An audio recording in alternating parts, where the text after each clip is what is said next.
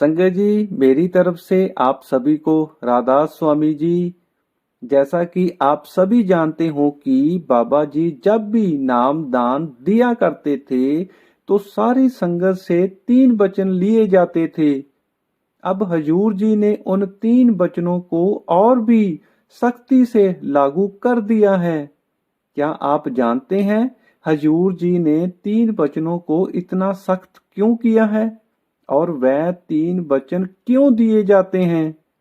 आइए आज हम इस वीडियो के माध्यम से इन 3 वचनों को समझने की कोशिश करते हैं। ऐसा नहीं, यह 3 नियम सिर्फ उनके लिए हैं जिनको नाम दान मिला है। यह 3 नियम उनके लिए भी है जिनको अभी नाम दान मिलना है। सबसे पहले बात करते हैं वह 3 वचन है क्या। संगत जी, वीडियो में आगे बढ़ने से पहले आप सभी से एक विनती है कि आप इस चैनल को सब्सक्राइब जरूर कर दें और वीडियो को लाइक भी कर दें। सबसे पहला नियम, आप इस नियम को अच्छे से समझने की कोशिश करना, क्योंकि हजूर जी इस नियम पर सबसे ज्यादा सख्ती कर रहे हैं। बाबा जी का पहला नियम क्या है? अगर मर्द है तो दूसरी महिला की तरफ, अगर महिला है तो दूसरे पुरुष की तरफ सही सोच से ना देखना। इसका ये मतलब नहीं कि हम बाहर से किसी को मिल नहीं सकते। इसका ये मतलब है कि हमारे मन में किसी और के प्रति गलत विचारों का उठना। हमें इस बात को अच्छे से समझ लेना चाहिए। गलत नजर से ही मन में गलत विचार बनते हैं, फिर आगे जाकर ये गलत विचार ही कर्म में बदल जाते हैं। क्योंकि जैसा हम सोचते हैं एक दिन वैसा करने की कोशिश करते हैं। जब गलत कोशिश में हम कामयाब हो जाते हैं तब हमारे भीतर एक और कर्म जन्म लेता है जिसका भुगतान हमें देना ही पड़ता है। इसलिए यह नियम बना है, चाहे आपको नामदान मिला है चाहे नामदान नहीं मिला है, आप अपने विचारों को शुद्ध रखें। अब बात करते हैं हजूर जी इस नियम पर इतनी सख्ती क्यों दिखा रहे हैं। थोड़ा सा यहाँ पर ध्यान से समझना।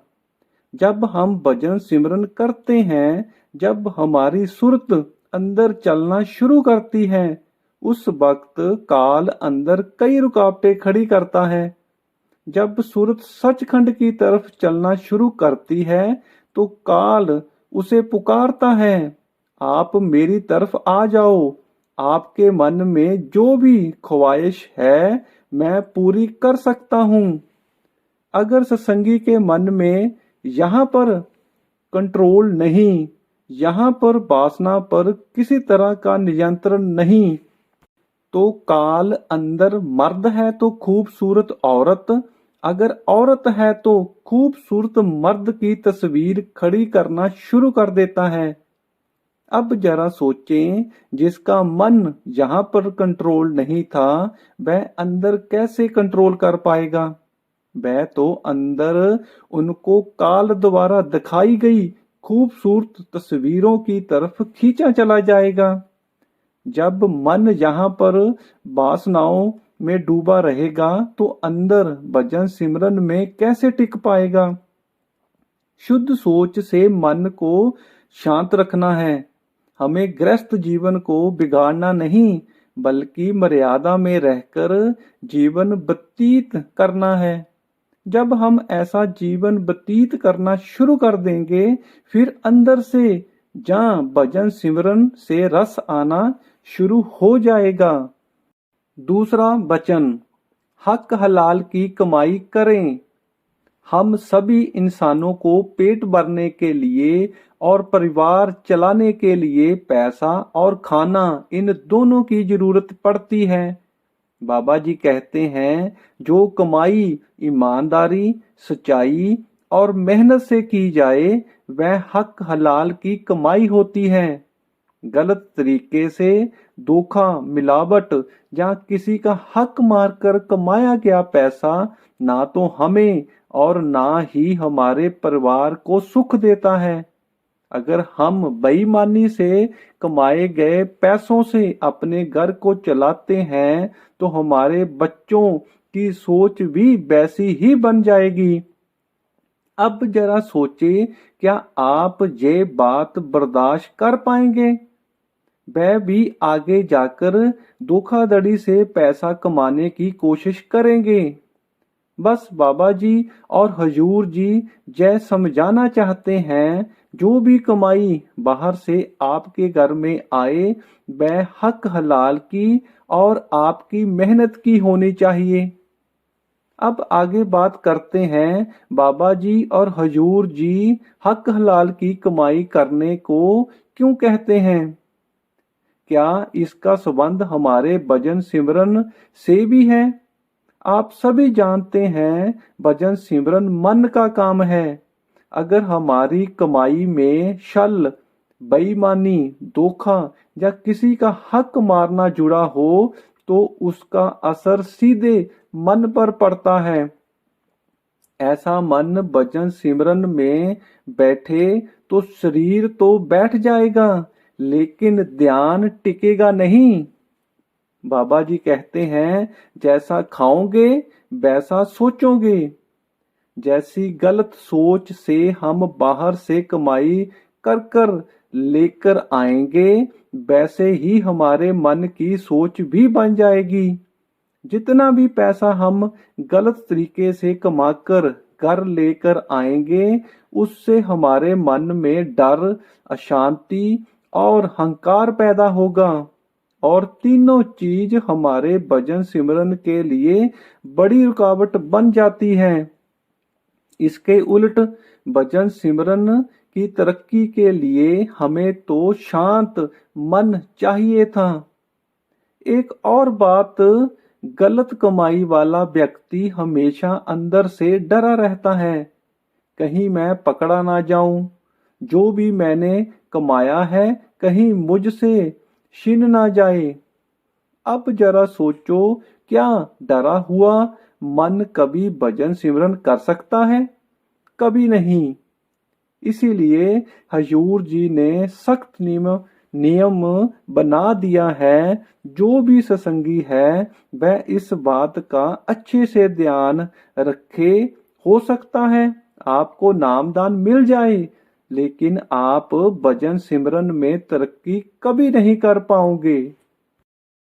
अब बात करते हैं तीसरे नियम के बारे में, मांस, शराब और अंडे का सेवन ना करना। अब हम बात करते हैं शराब भजन सिमरन के लिए कैसे नुकसानदायक है। भजन सिमरन के लिए जरूरी क्या है? हमारे मन में होश, विवेक और एकाग्रता। लेकिन शराब इन तीनों को कमजोर कर देती है। भजन सिमरन के लिए ध्यान का टिकना बहुत जरूरी है, लेकिन शराब के नशे में इंसान होश में नहीं रहता। विचार उसके मन में तेजी से दौड़ने लगते हैं, उसका मन एक जगह पर नहीं टिकता। जब मन के ऊपर कंट्रोल ही नहीं रहा तो भजन सिमरन में तरक्की कैसे? दूसरा, शराब के नशे में क्रोध जल्दी आता है।